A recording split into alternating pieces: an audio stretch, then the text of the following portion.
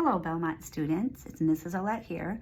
I am happy to read to you this book called Martin's Big Words, The Life of Dr. Martin Luther King Jr. Martin's Big Words by Doreen Rappaport.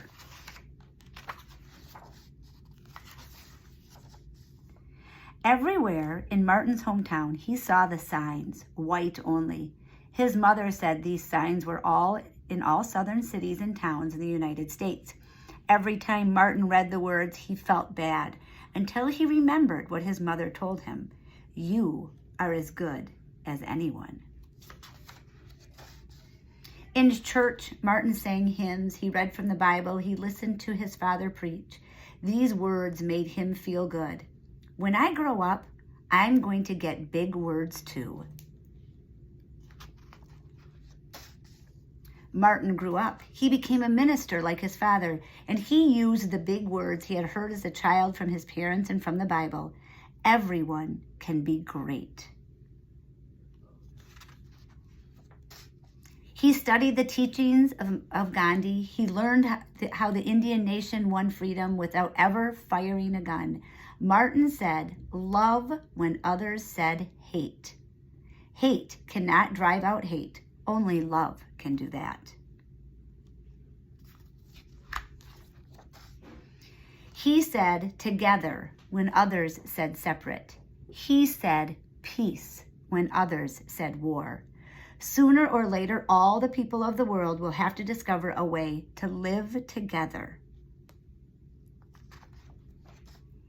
In 1955, on a cold December day in Montgomery, Alabama, Rosa Parks was coming home from work. A white man told her to get up from her seat on the bus so he could sit. She said no, and she was arrested. Montgomery's black citizens learned of her arrest, and it made them angry. They decided not to ride the buses until they could sit anywhere they wanted. For 381 days, they walked to work and school and church. They walked in rain and cold and in blistering heat. Martin walked with them, and he talked with them, and he sang with them, and he prayed with them until the white city leaders had to agree they could sit anywhere they wanted. When the history books are written, someone will say there lived black people who had the courage to stand up for their rights. In the next 10 years, black Americans all over the South protested for equal rights. Martin walked with them and talked with them and sang with them and prayed with them. White ministers told them to stop. Mayors and governors and police chiefs and judges ordered them to stop, but they kept on marching. Wait. For years I have heard the word wait. We have waited more than 340 years for our rights. They were jailed and beaten and murdered, but they kept on marching. Some black Americans wanted to fight back with their fists. Martin convinced them not to by reminding them of the power of love. Love is the key to the problems of the world. Many white Southerners hated and feared Martin's words. A few threatened to kill him and his family. His house was bombed. His brother's house was bombed. But he refused to stop. Remember, if I am stopped, this movement will not be stopped because God is with this movement.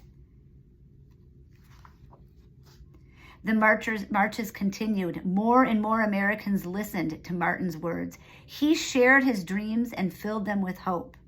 I have a dream that one day in Alabama, little black boys and black girls will join hands with little white boys and white girls as sisters and brothers.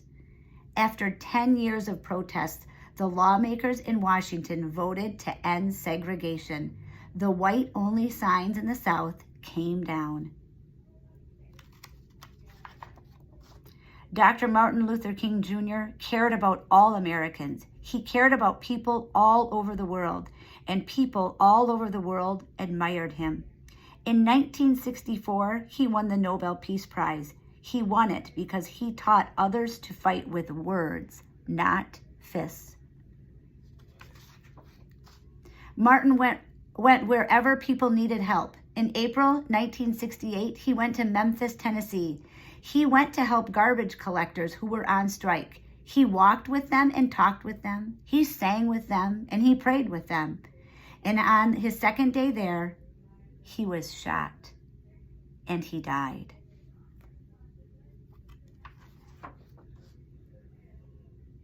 His big words are alive for us today.